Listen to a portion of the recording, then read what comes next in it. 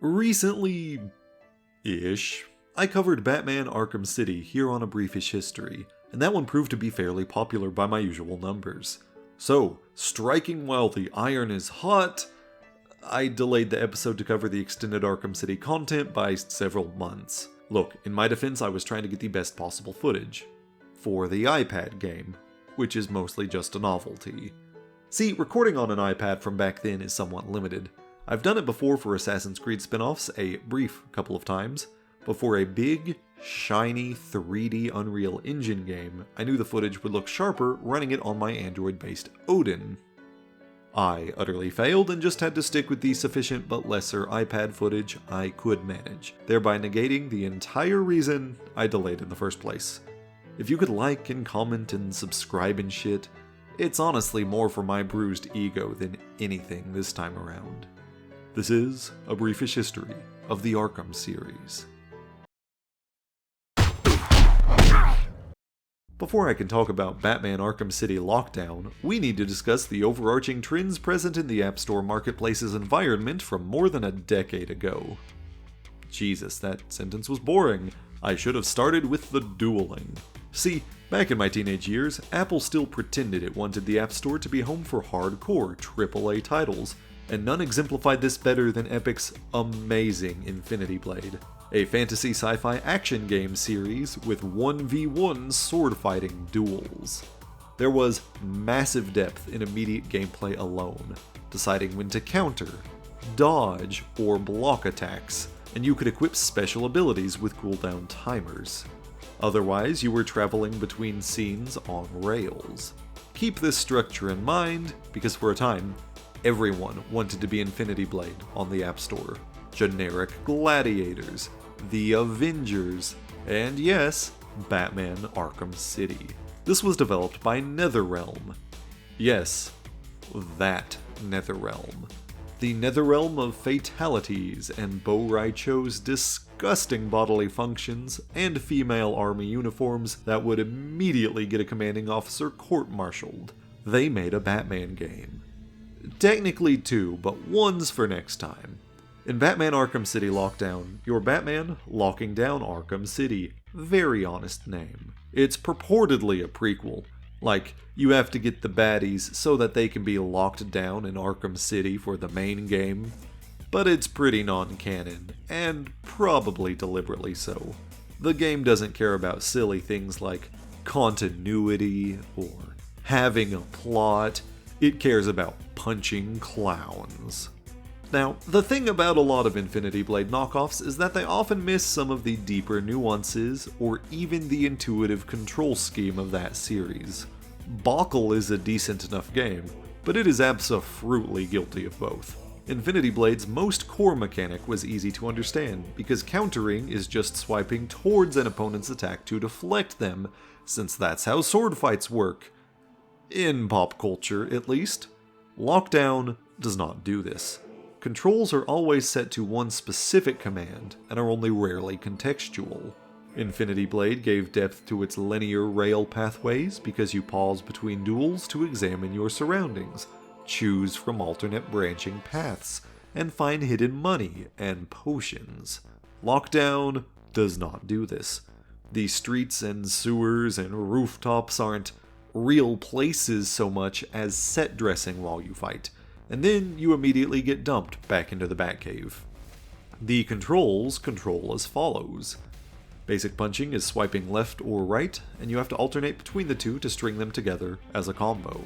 You can also end with an uppercut by swiping up, though trying this in a combo frequently proves to be unresponsive, and Batman will often just keep swinging left or right instead.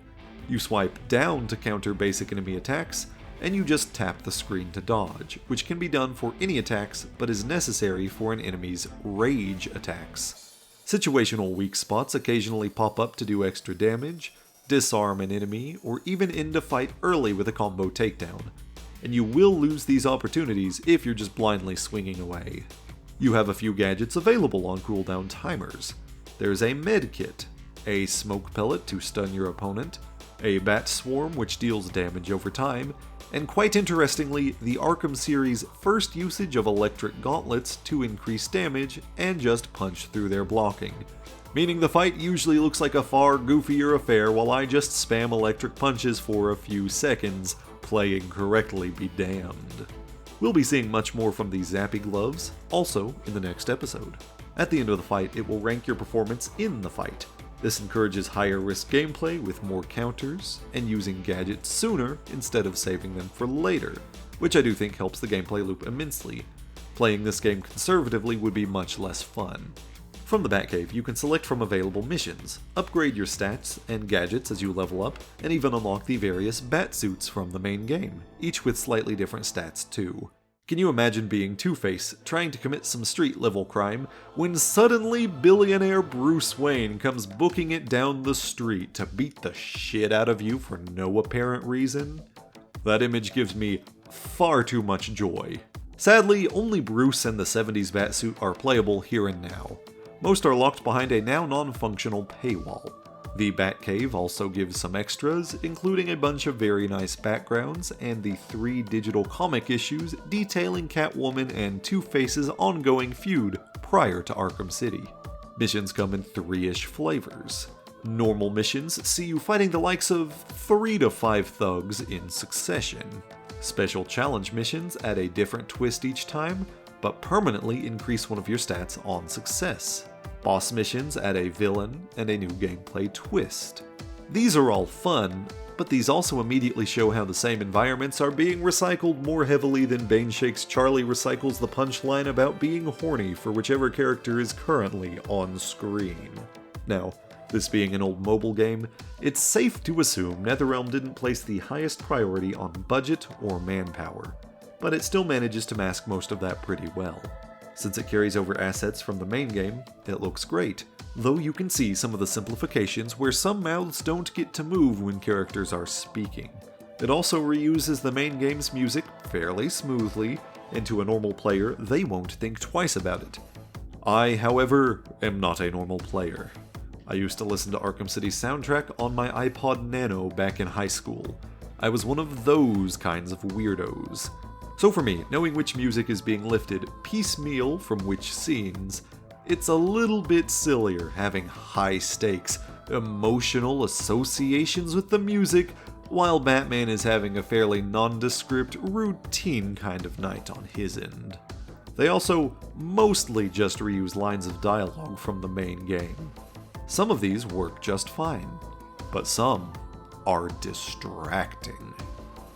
Normally, I say story time, but this barely constitutes having a story, so excuse plot time. First up is Two-Face and his crew. The challenge mission uses a special poison to cap you at half health, and his boss mission has several batarang moments where you tilt the device to steer. Now this proved to be a bit more difficult to record in a behind-the-scenes kind of way. Remember my intro?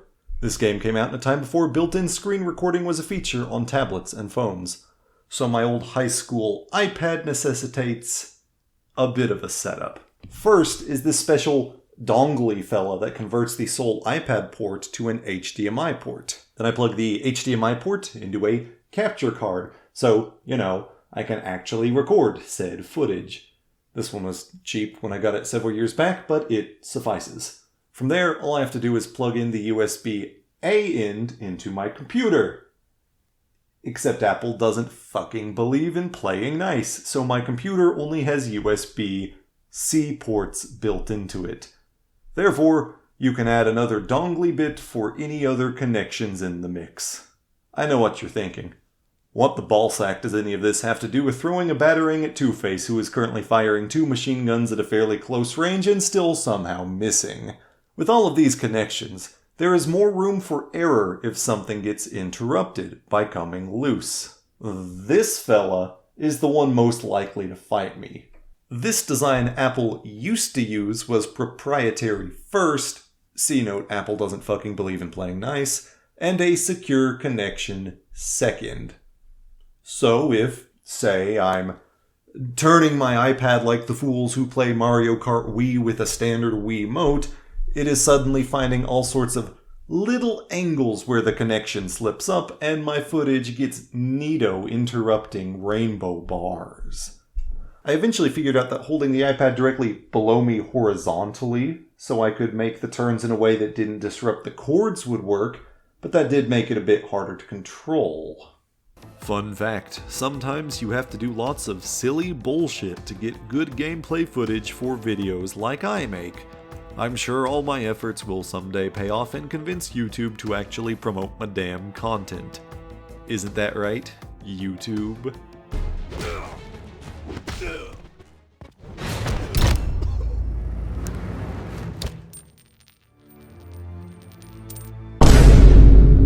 Next is Penguin's territory. This challenge mission sees Batman getting jumped by a whole bunch of goons you have to beat off in under a time limit. Though thankfully these goons have less stamina than normal, so you can finish them off real quick if you're good at beating off goons.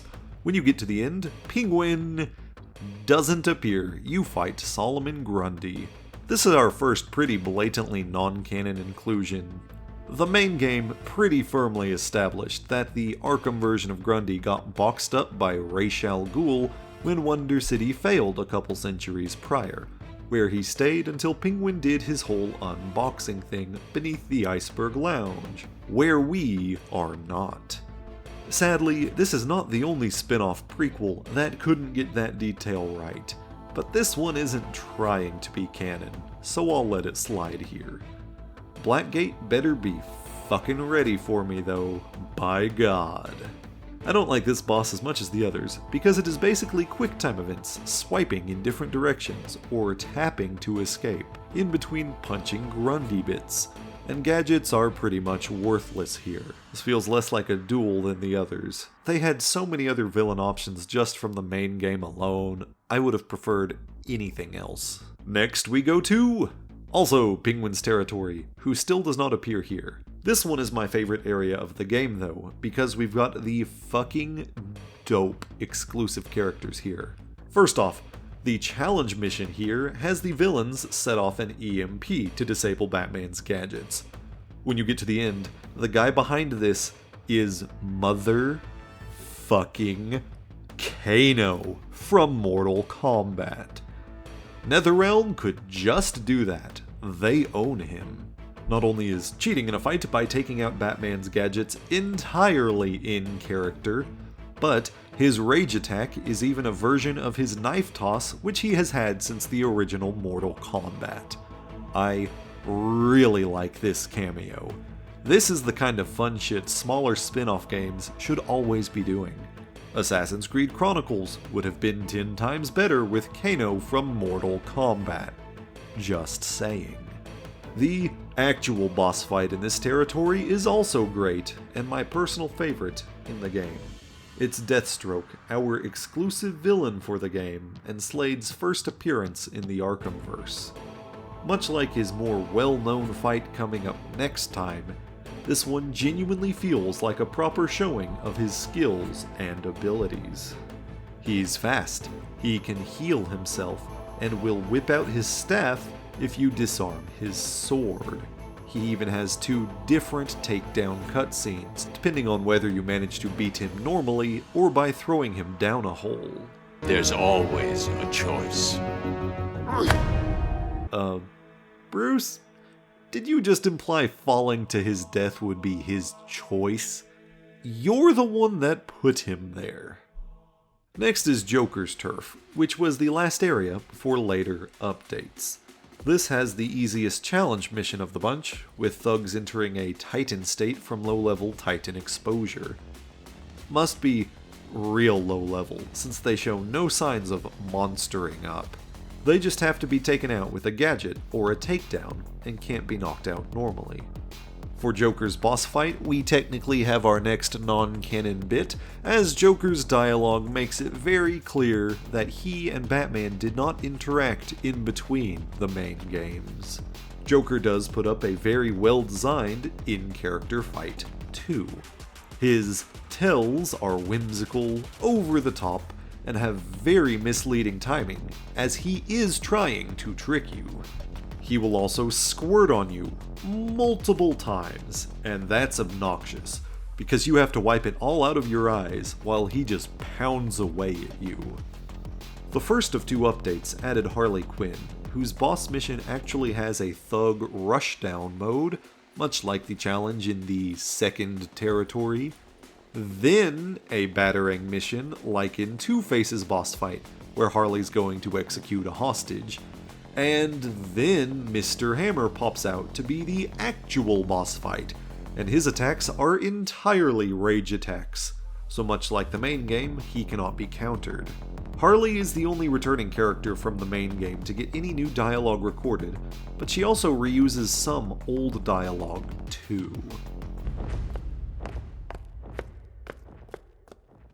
I knew it! You're nothing but a lightweight loser! So, to explain this game's budget, they had Terra Strong money, but not that much Terra Strong money. Very odd. Also, because I had to do the weird angle fix I mentioned earlier, which makes it harder to control, and since dying to Hammer sends you back before Harley goes to execute the hostage, I have plenty of footage of getting executed by Harley in first person. I suspect some of you kinky fucks are probably into that. The last update also added in Poison Ivy, who is mind-controlling cops to do her work. She also is simply a replacement voice actress, and you can tell the difference. I love watching you play with your little toys. It's jarring. There's a weird little timing-based cover section where cops just open fire and chuck grenades with wild abandon. So, cops, basically. She's also mind-controlling Robin, who serves as the final boss. He is, admittedly, pretty tough. He is fast, and he hits hard, but I would be damned if I went back to level up because my kid's sidekick was just too strong. So instead I just willfully bashed my head into a wall a few times until I took him down at my current level.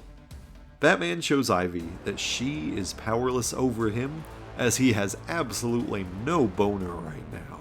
And like that, Arkham City is locked down. This game would later mysteriously go missing from the App Store.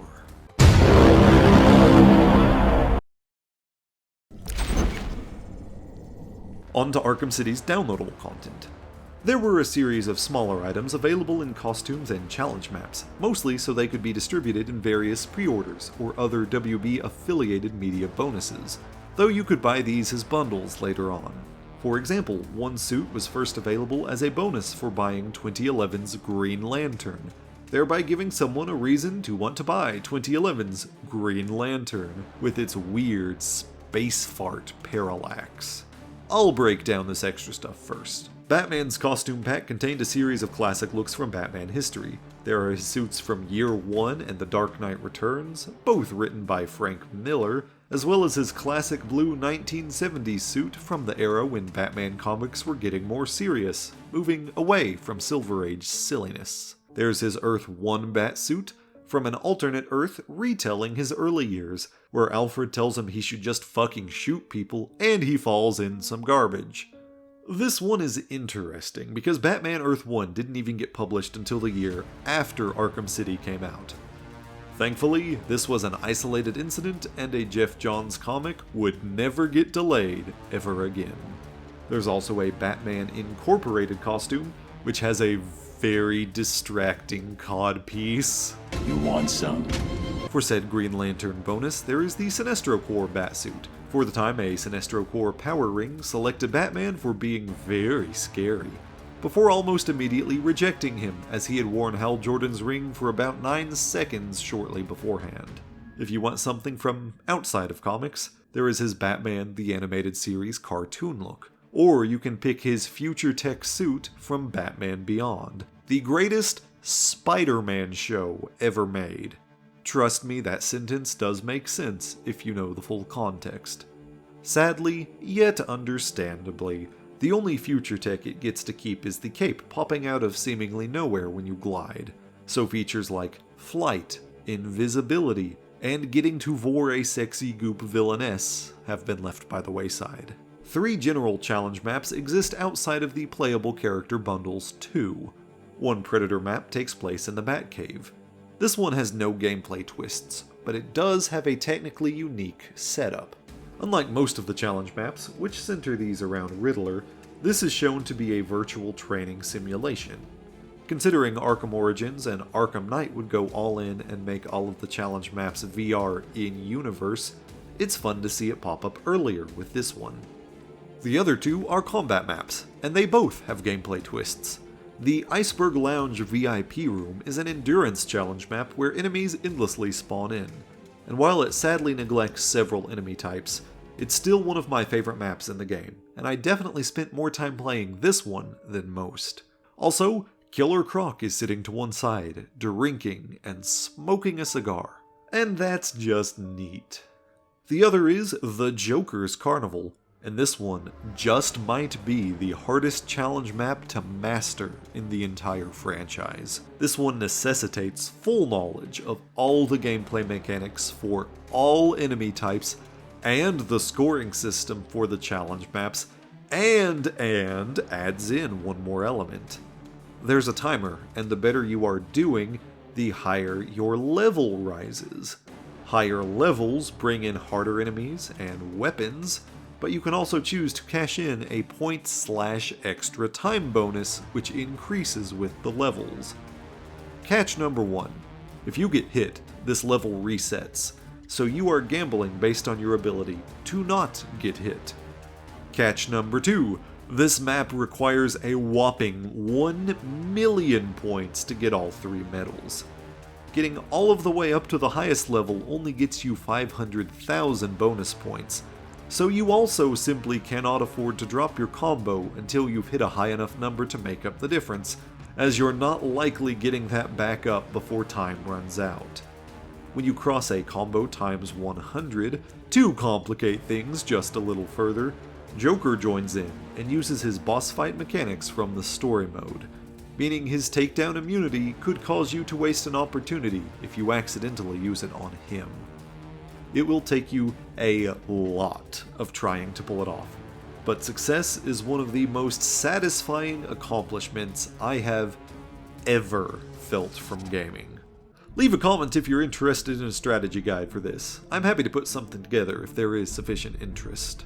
This map, while probably non-canon unless it's treated like more VR training, is also the first confirmation of the existence of Jason Todd, the second Robin in the series. What? Didn't I kill you already? Batman adaptations pretty much always skip some Robins, because there have been a lot, to be fair. So this was legitimately novel to see back in the day. Our first DLC character, Catwoman, is unique amongst the 3. I already discussed her gameplay mechanics last time, as well as her unique hook, her own story missions. These can be replayed to your heart's content from the main menu. I know everyone is just itching to get right back into Two-Face's very thrilling, not at all frustrating boss fight. Riddler also hid 40 pink Riddler trophies for Catwoman to find throughout the game world. Amusingly, while Batman can't pick up Catwoman's trophies, Catwoman is able to pick up Batman's. Riddler didn't think Catwoman would be smart enough to pick up those. Riddler is a certified gamer. You ignorant buffoons should consider yourselves nearly as intelligent as a monkey. That's a heated gamer moment if I ever saw one. God damn, we have come a long way since 2011. Complicating matters, though, there are several obnoxious Catwoman trophies that can only be accessed once Batman has done something first. I'm starting to think sexist and ableist douchebags aren't actually society's best and brightest. Selina gets 2 alternate looks. The first is her outfit from The Long Halloween, a weird, freaky-looking purple outfit. That's just how The Long Halloween vibes. It's supposed to be a real distinct, weird kind of thing. What the fuck is this normal shit? She also has her look from Batman the Animated Series. While Catwoman gets her story missions and free roam options, she does not bring any new challenge maps to the table. I fucking love the challenge maps, so with this glaring oversight, I will have to rank Catwoman 0 out of 10, would not bang. Our first post-launch character, Robin, was technically available for some people at launch, depending on your pre-order. I know, disclaimer, pre-orders are a risky venture that easily just comes back to bite the consumer.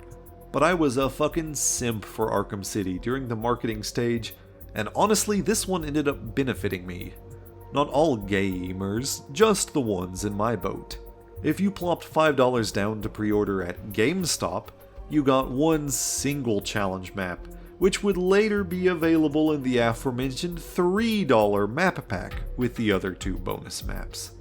However, if you plopped $5 down to pre-order at Best Buy, you got Robin early plus his 2 challenge maps, and his bundle would be $7 later on.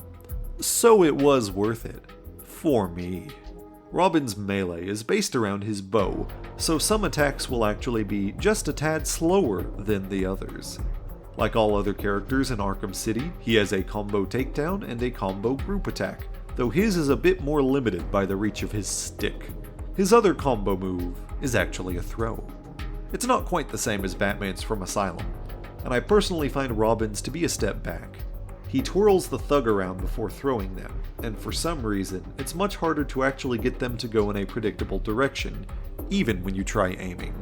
He does have his own shuriken to behave like batarangs, including an RC version, a smoke pellet, and explosive gel, which of course he also draws in his own logo. Jesus, you guys, you know the thugs won't appreciate your artistry when it's literally blowing up in their faces, right? He also has a grapple, but it uses slightly differently in certain circumstances. This is the zip kick, and instead of pulling the thugs in closer, he launches himself into them. He has a snap flash, which you stick on thugs and detonate at your own discretion, and his bow has a retractable bullet shield, which can block gunfire for a short but still respectable burst. Like Catwoman, Robin gets 2 alternate looks. His full cowled red Robin costume he was using in comics at the time, which technically first came from Dick Grayson using that mantle and outfit in Kingdom Come's alternate reality. I highlight this because his other costume, from Batman the Animated Series, is also technically from Dick Grayson. Tim had a different look in that continuity, but since that was from the later The New Batman adventures, I guess someone was trying to keep him consistent with Batman and Catwoman having costumes from the earlier show. Put a pin in that thought. His bonus maps have a mini-plot happening between them. Remember how Black Mask was in Arkham City's intro and then fucked off to do nothing else of note, except maybe a little bit of bleeding? Here, he gets to do something. First is the map Black Mask, which is a Predator map set inside an old meatpacking plant. And, technically Black Mask just sits in his office and cannot be interacted with here. This one has a nice, dynamic layout, but there are such a small number of thugs, it's a bit too easy if you aren't fiddling around with modifiers. Once Robin has taken out his guards, BM flees to his second map, Freight Train, to escape, because he has apparently hijacked some of the supposed to be shut down trains around Arkham City to smuggle supplies around. This one is quite novel, as it is fought on a 2D plane, meaning you have to change how you think about combat's spatial attributes a little to master it. Each round is a different train car, so you are physically moving up the train in a very immersive manner. Finally, the end round includes one Abramovici twin and Blackface himself, who gets Joker's special takedown boss fight immunities. Once that's done, you even smash the control panel to bring the train to a halt. This map's just neat. I like it a lot. Our final DLC character is Nightwing. Dick is deliberately a bit tricky to handle until you have a good grasp on him. His momentum, and how he picks up speed, is the most noticeably unique of the cast, but when it clicks, it gives him a really great, acrobatic feel in motion. His signature weapons, the Eskrima sticks, have been electrified here, which is such a popular depiction it has carried over into other Nightwing depictions elsewhere. It's very satisfying, turning stun batons back on the thugs after all the times they have used them on us. They are also the basis for both of his special combo attacks. One ricochets around them between several thugs, and the other supercharges a massive blast of electrical energy, hitting every thug within range. This is the most powerful group attack in the game, but you cannot over-rely on it, as it does not provide any points on use, which is kind of a big deal in the challenge maps. He has a line launcher, disruptor, and a batclaw, which all carry over directly from Batman. His shurikens are wingdings, which function identically to all others in the game, though he lacks an RC version. He can also throw in a Screama Stick, which has a shorter range than wingdings, but can bounce between up to 3 enemies. He can do a ground shock with his sticks. Quick firing them gives just a small burst to clear space from very close enemies, but if you get some air by doing this from a vantage point, people will go flying. He also has wrist darts, which are extraordinarily unique amongst the gadgets here. He has a hard cap of 3, and shots to the body just stun enemies, but headshots will instant KO an enemy from a distance. For these, it switches into first person, and there's realistically a little bit of wobble, so these require an expert hand to actually pull off. Interestingly, Dick Vision is noticeably distinct from everyone else's too, but for a dumb reason. He has this radar thingy that shows enemies as dots for their locations. However, they have to be pretty close for them to show up on the radar, and also, you can already see through the walls when this is active.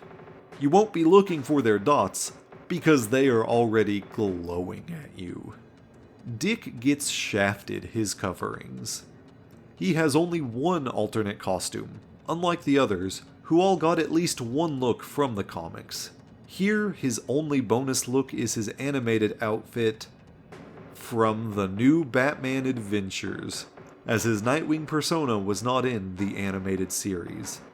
So why the fuck didn't they allow Tim to have Tim's animated look from said series? I need to have a firm talk with somebody in Rocksteady's art department, and I assure you, the wiffle ball bat behind my back is entirely unrelated. Dick's maps also have a mini-plot between them, involving Tiger Guards breaking into Wayne Manor while the other boys are occupied inside Arkham City. Presumably, Nightwing is stepping in since Alfred would just canonically murder everyone with a shotgun. The first map is Stealth in the main hall, which is still just a bit too easy per number of guards, but it gives both great atmosphere, as well as lots of opportunities to get around with secret passages and lots of overhead structures. Bruce has clearly renovated for such an occasion.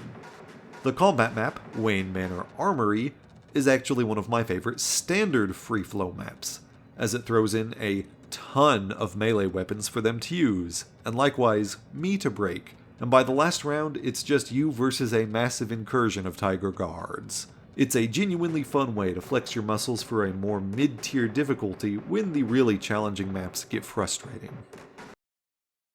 You left me to die. Finally, we are on to Harley Quinn's Revenge, the first dedicated story DLC in the Arkham series. Now, when I'm normally covering downloadable content here on Baneshake, it's typically over in Assassin's Creed, who more commonly have the approach of making something of an event of it when they do whatever the big story DLC is for each game. Be it massive gameplay changes, or experimenting with different tones or storytelling tropes that wouldn't have meshed as cleanly with the main game's content, these are, for better or for worse, distinct.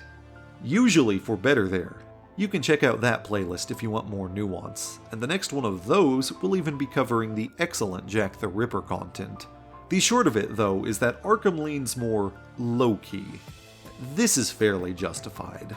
When you have all of human history and numerous periods of time to play around with, you can sort of get away with having wildly different experiences. But let's be frank here.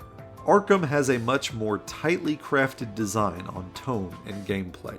These games require balancing that tightrope of serious and grounded stakes to give their villains their due gravitas, without just face-planting into grimdark unpleasantness. So using the DLC just to explore a little further on the characters and themes is a fine enough approach. That being said, this also means this DLC is going to feel a little bit on the leaner side.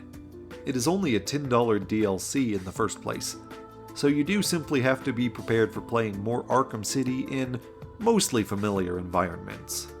The whole thing is contained in the Steel Mill district, and even the full Steel Mill is not accessible, though what is present contains some previously unexplored or heavily altered areas.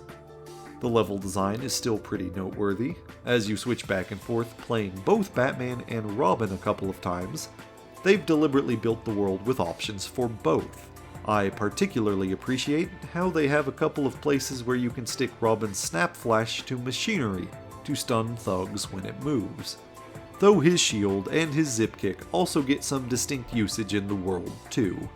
It's also really just the plot here. The closest thing you could even consider to be a side mission is popping Harley's balloons. Once you've beaten it, it will even just reset for you to play it again. So there's not even the same degree of freedom to what there is to free roaming, outside of the segment in the middle where it's most convenient for Batman to do so. Sadly, Robin's portions are exclusively inside the building, meaning we still have no chance to do any free roam as him, which is honestly the biggest missed opportunity here. My favorite element here actually ends up being something kind of subtle. The whole thematic crux is that Batman is acting off after the events of the main game. He is traumatized, and he is not coping well. So much credit is due to the late, great Kevin Conroy here. While the lines he delivers aren't necessarily different from what Batman would be otherwise saying, you can fucking hear the difference in his inflection. It's a little bit scary. The code. Give me it, or get ready to hurt. Storytime. We start with Robin arriving at the steel mill. Harley Quinn has broken out of temporary holding following the closure of Arkham City, and is arming up her gang like she needs to fight through the IGN comments section on a movie review that mentions trans representation. She had taken several cops hostage, as getting taken hostage is the only skill cops possess in the Arkham series, but Batman has been missing for a couple of days after going after her himself. Inside, everything has been redecorated, with one of Joker's old recordings prominently playing all over the place. It is blatant that Harley is not holding up so well either. She is clearly doing all of this to get revenge, for getting her mouth taped and untaped so many times in a row. No other reason. As Robin makes his way into the plant, one thug bumbles trying to make a move on Harley over walkie-talkie. We hear another one getting bullied for killing a family for a Thanksgiving turkey. What's up, turkey man? Gobble gobble. The whole operation is a bit of a shit show, is what I'm saying. Also, Rocksteady, if you have the balls, you'll make Turkey Man a bonus playable character in Suicide Squad Kill the Justice League. Don't fail me. Robin gets to Batman's distress signal, but it's just his abandoned belt. We flash back 2 days to Batman arriving on the scene, where Gordon has established a perimeter. Gordon can also almost immediately tell that something major is off with Batman. I also didn't talk much about Gordon during the main game, since he had all of 2 conversations and 1 physical appearance, but it feels worth mentioning here. This is Gordon's 2nd voice actor in as many games in this series. Here he's voiced by David Kaye, which is interesting since his VA from Asylum, Tom Kane, still came back to voice Quincy Sharp in City. I'm sure he could have voiced like 5 more lines for Gordon too. He didn't have that much he had to do for Quincy. I'm sure Gordon will be voiced far more consistently from here. In the process of beating off Harley's clown army for the first hostage, we return to the main office and see the follow-up to Harley Quinn's pregnancy test Easter egg from the main game. She set up a crib with the Scarface dummy that Joker McFarlaneized during Arkham Asylum, and negative test after negative test after negative test. The first one was a false positive, giving her codependency one last false hope to cling to for a short time. This entire story pack appears to be the last straw breaking the camel's back, leading to a full meltdown. Some people subscribe to a darker theory that she was actually pregnant, and getting smacked around by Batman and or Talia during the main story did a bit of fetus deletus, but I am not one of those people.